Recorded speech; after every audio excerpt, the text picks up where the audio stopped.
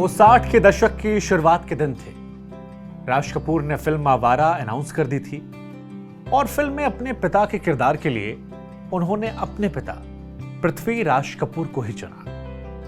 प्रस्ताव लेकर जब पिता के पास राज कपूर पहुंचे तो उन्होंने यह फिल्म ठुकरा दी।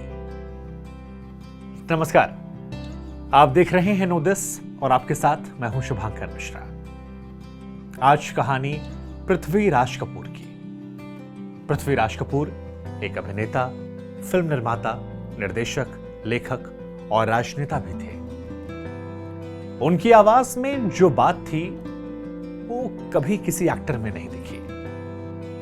दमदार आवाज में उनका डायलॉग कहने का अंदाज आज भी लोगों के दिलों को छूता है। पृथ्वी राज कपूर को नाटक और फिल्म जगत का भीष्म पितामह कहा जाता था। 1928 में कोई नहीं जानता था कि केवल 75 रुपए लिए पेशावर से मुंबई पहुंचने वाले पृथ्वी राज कपूर एक दिन भारतीय सिनेमा का वो चेहरा बन जाएंगे जिन्हें सिने जगत में पापा जी के नाम से पहचाना जाने लगेगा। पृथ्वी राज कपूर को गए 50 साल से अधिक समय हो चुका है, लेकिन सिनेमा को दिया उनका योगदान और उनसे जुड़े किस्से कहानियां आज भी लोगों के जहन में ताजा है। पृथ्वी राज कपूर का ऐसा ही एक किस्सा नामी फिल्मकार वी शांताराम से किए गए वादे को लेकर है। इस किस्से का जिक्र वी शांताराम की बेटी मधुरा पंडित जसराज ने अपने पिता पर लिखी किताब V Shantaram the man who changed Indian cinema में किया है। बात साल 1950 की है। वी शांताराम एक फिल्म बना रहे थे, दहेज। अपनी इस फिल्म के लिए शांताराम एक ऐसे अभिनेता की तलाश में जुटे थे जिसको वो फिल्म का सबसे अहम किरदार दे सके। यह किरदार था लखनऊ के एक रईस आदमी का। शांताराम की दिली ख्वाहिश थी कि किरदार वो कलाकार करे जिस पर यह किरदार फिट बैठे। कलाकार की तलाश के दौरान शांताराम के दिमाग में पृथ्वी राज कपूर का नाम आया। उन्होंने पृथ्वी राज कपूर से मुलाकात की।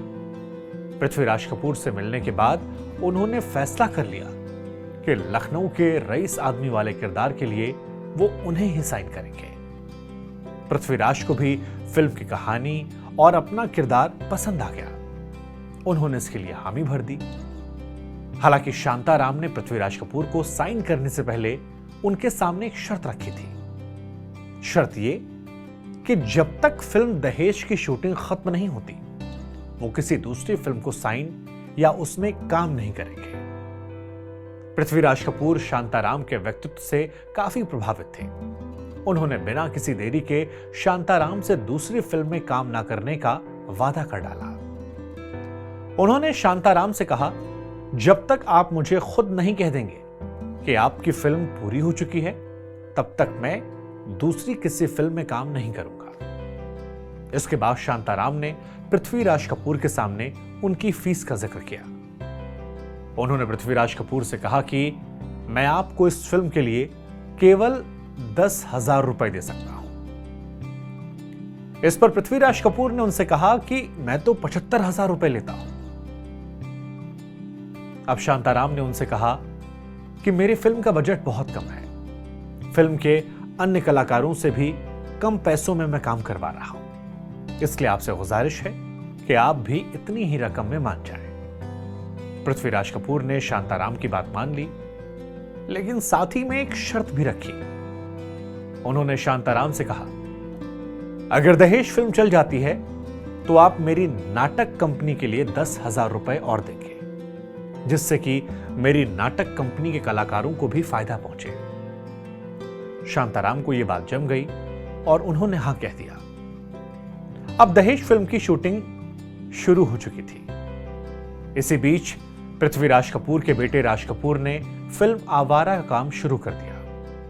राज कपूर को अपनी इस फिल्म में पिता के किरदार के लिए कलाकार की जरूरत थी। उन्हें सबसे पहला ध्यान अपने पिता पृथ्वी राज कपूर का आया।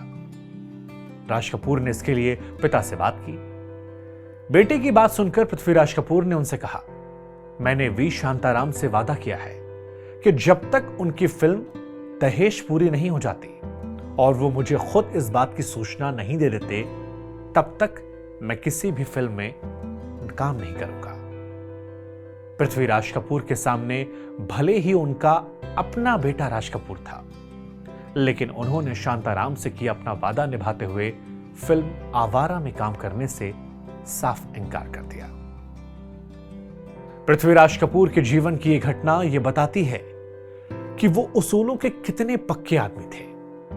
किसी को दी गई जुबान की कीमत उनके लिए कितनी बड़ी थी, और शायद यही वजह है कि उनके गुजर जाने के बावजूद भी आज भी उनका नाम इतना बड़ा और इतनी इज्जत से लिया जाता है। आज इस किस्से में फिलहाल इतना ही। इजाजत दीजिए। नमस्कार।